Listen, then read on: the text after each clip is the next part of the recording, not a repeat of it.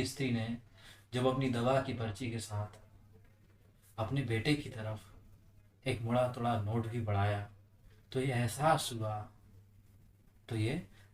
हुआ कि दुनिया वाकई बीमार है।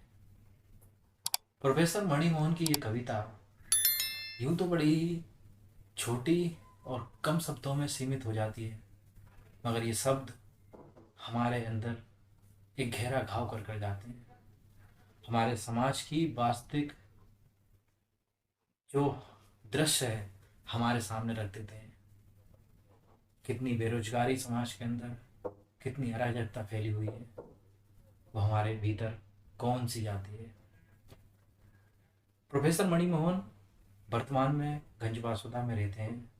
जितनी सरल सहज ये कविताएं लिखते हैं, उतने ही सरल सहज ये वास्तव में अपने निजी जीवन में भी है। आइए देखते हैं कुछ और इनकी बड़ी ही आसान और सरल सी कविताएं। इनकी ही एक चयनित कविताओं की किताब है प्रोफेसर मणिमोहन, आप इनको इस तस्वीर में देख सकते हैं।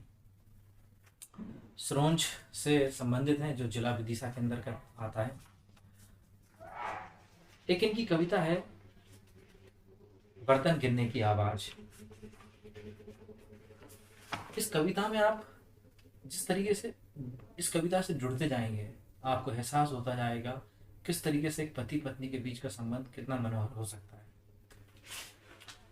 बर्तन गिरने की आवाज, उसके हाथों से छूटकर खूब गिरते हैं बर्तन, कभी आंगन तो कभी किचन में। फर्श पर गिरने के बाद हर बर्तन की अपनी एक खास आवाज है, और फिर उसकी खिलखिलाहट। शुरू शुरू में बड़ी झंझलाहट होती थी, फिर धीरे धीरे मैं भी अभ्यस्त हो गया इन आवाज़ों का। शुरू शुरू में बड़ी झंझलाहट होती थी, फिर धीरे धीरे मैं भी अभ्यस्त हो गया इन आवाज़ों का। अभ्यस्त ही नहीं बल्कि सिद्ध हो गया। अब तो हालत यह है कि वहाँ से आती है कोई आवाज़, और यहाँ किताब पढ़ते पढ़ते मैं उस बर्तन का नाम बता देता हूँ। मतलब यहाँ विरोध नहीं है एक दूसरे का, कि कोई गलती कर रहा है उसका विरोध किया जा रहा है। उसमें ही एडजस्टमेंट, उसमें ही अपने आप को सामंजस्य बिठा लेने की बातें मणिमोहन जी की कविताओं में आपको बखूबी देखने को मिल जाएगी।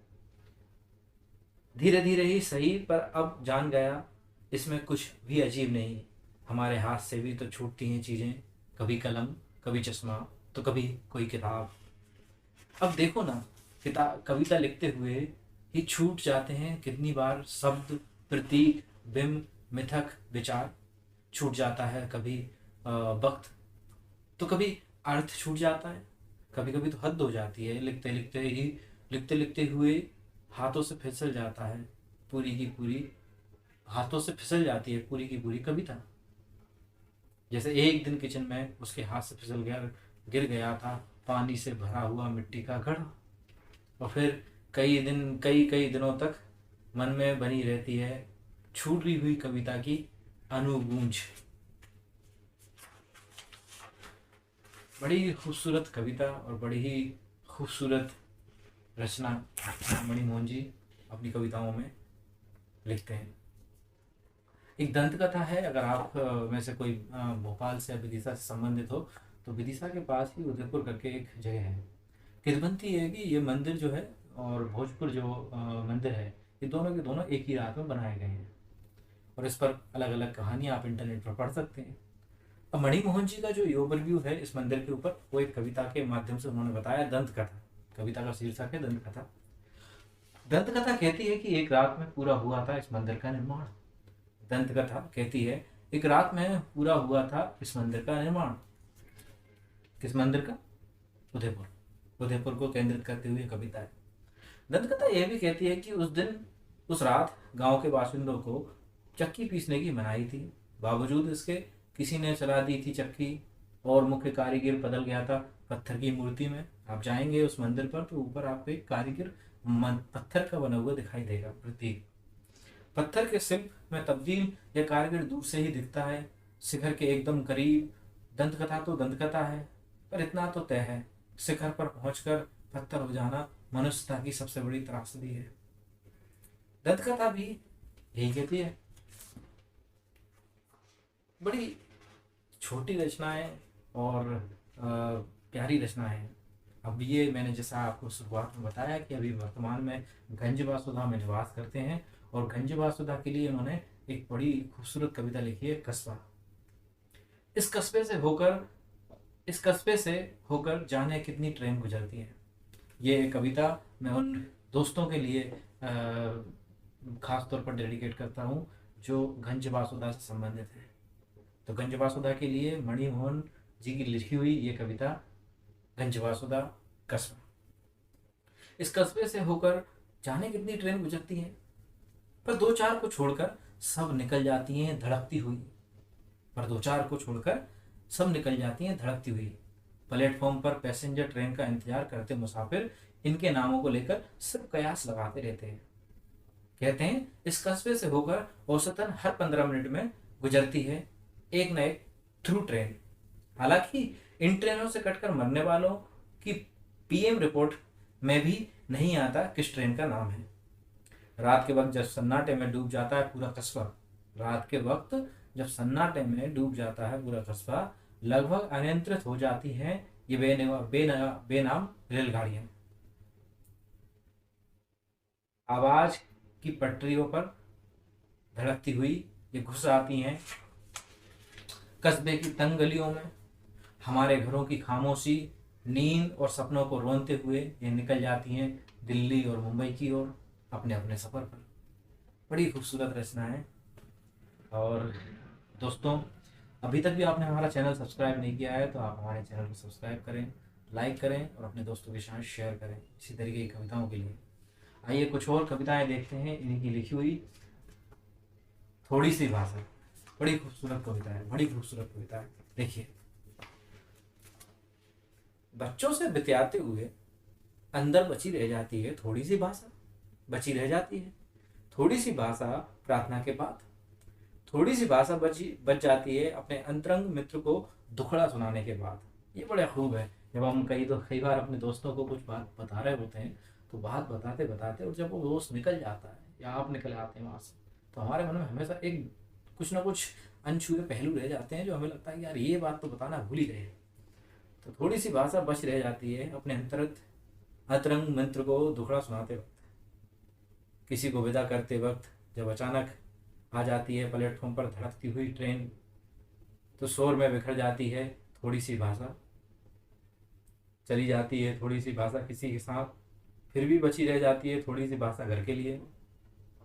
जब भी कुछ कहने की कोशिश करता हूँ वह रख देती है अपने थरथराते होंठ मेरे होंठों पर, थोड़ी सी भाषा फिर बची रह जाती है। दिन भर बोलता रहता हूँ कुछ ना कुछ, फिर भी बचा रह जाता है बहुत कुछ अनकहा, बची रह जाती थोड़ी सी भाषा इधर इस तरह। अब देखो ना, कहाँ कहाँ से कैसे कैसे बचा कर लाया हूँ थोड़ी सी भाषा इस कविता के लिए। बड़ी सरल कविता है।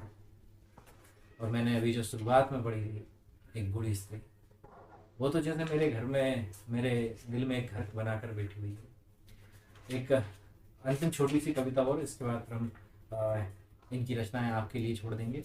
आप पढ़ें इनकी रचनाओं को और आप खुद तय करें आपके लिए इनके मायने क्या है। शायद, कविता का शीर्षक है शायद। दुख और निराशा के क्षणों में हम बार बार लौटते हैं इस एक छोटे से शब्द की तरफ जिसे शायद कहते हैं। भाषा के आसमान का यह एक टूटा हुआ सितारा है। सुना है किसी टूटते हुए तारे को देखकर मन में जो भी इच्छा करो वह पूरी हो जाती है। एक छोटा सा शब्द जो महाप्राण की कविता में कभी नीलकमल बन जाता है तो कभी बदल जाता है कमल नेत्र में।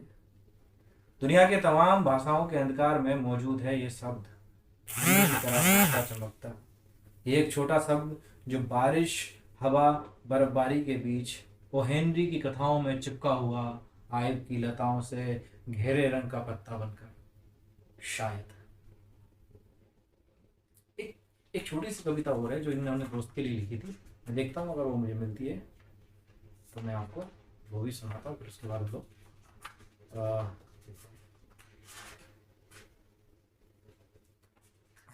वो ना मिले, लेकिन ये वाली कविता आपको सुननी चाहिए। मृत्यु चाहती है, कविता का शीर्षक है मृत्यु। मृत्यु चाहती है कि उसके आने के बाद बहुत भीड़ भाड़, शोर शराबा और नारेबाजी ना हो। कभी किस हद तक सोच सकता है, ये 3 लाइन उसके लिए काफी है। कब मृत्यु चाहती है कि उसके आने के बाद बहुत भीड़ भाड़, शोर शराबा और नारेबाजी ना हो, और सिर्फ मर जाने भर से तो आ, कि सर मर जाने भर से तो अमीर नहीं हो जाता किसी का नाम। मृत्यु चाहती है कि सड़कों पर ना निकलें मीलों लंबा काफिला, जाम में ना फंसे अस्पताल जाती हुई प्रस्तुता। कवि की चिंता देखिए, कवि अपने लिए कम, समाज के लिए ज्यादा जीता है। मृत्यु चाहती है कि सड़कों पर ना निकले मीलों लंबा काफिला, ना जमे जाम में फंसे अस्पताल जाती प्रसूता। किसी बीमार को ले जाती हुई सायरन बजाती हुई एम्बुलेंस, या इंटरव्यू के लिए घर से निकला नौजवान। और अंत में मृत्यु चाहती है कि बस आत्मीय जन ही शामिल हो अंतिम यात्रा में। वो कविता मैं ढूंढता हूँ आपको सुनाने के लिए। दोस्ती एक ऐसा रिश्ता है जो बेशर्त होता है, और जब जब भी दोस्ती के ऊपर कविताएं लिखी जाती हैं तो हमेशा ही आ, वो पढ़ने योग्य हैं, और मेरे ख्याल से हम सब चाहते भी हैं कि दोस्त अच्छे अच्छे बने। तो दोस्त, कस्बा और भोपाल, बड़ी खूबसूरत कविता है इनकी। ये अंतिम कविता है जो मैं आपके साथ बांट रहा हूँ। एक और दोस्त ने छोड़ दिया कस्बा। कस्बा कौन सा? गंज बासो। हाँ ना के बीच आखिर ले ही लिया पोजीशन भोपाल के मकान का। घूमने के लिए VIP road, boat club, Van Vihar, shopping mall, DB mall, schooling के लिए डीपीएस, और कविताओं के लिए भारत भवन। कितना कुछ मिल गया उसे इस धूल भरे कस्बे के एवज में। अब चिंता क्या है, पर जो खो दिया है वो देखिए। पर यहाँ तो वीरान हो गई लक्ष्मी नारायण मंदिर वाली गली।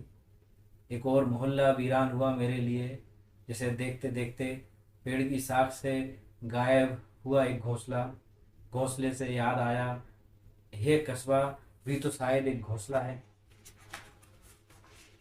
किसी कौए का, जिसमें एक कोयल बार बार चुपके से रख जाती है अपना अंडा। चुपके से रख जाती है अपने अंडे। जैसे कोयल अमूमन आप लोगों ने सुना भी होगा कि कोयल खुद अपना घोंसला नहीं बनाती, वो दूसरे कौए के घोंसले में अपना अंडा चुपके से रख देती। ऐसे ही तो हम लोग करते हैं। हम भी एक शहर से दूसरे शहर किसी कोयल की तरह ही तो अपने पश्चिम छोड़ते हुए चले जाते हैं। तो ये थी कुछ मणिमोहन जी की कविताएं, रचनाएं। उम्मीद है आपको इनको सुन के अच्छा लगा होगा, और आप इस पुस्तक को खरीद भी सकते हैं। आपको ये ऑनलाइन अवेलेबल है। न्यू वर्ल्ड पब्लिकेशन ने इसको पब्लिश किया है। आप जितने सादा इनके शब्द हैं उतने ही सादा सिंपल प्रोफेसर मणिमोहन जी हैं। इसी तरीके की कविताओं, रचनाओं और कवियों के बारे में जानने के लिए आप हमारे चैनल अनुराग भरत को सब्सक्राइब करें, लाइक करें, अपने दोस्तों के साथ शेयर करें। मिलते हैं फिर से किसी नए कवि के साथ, नई कविताओं के साथ। शुक्रिया।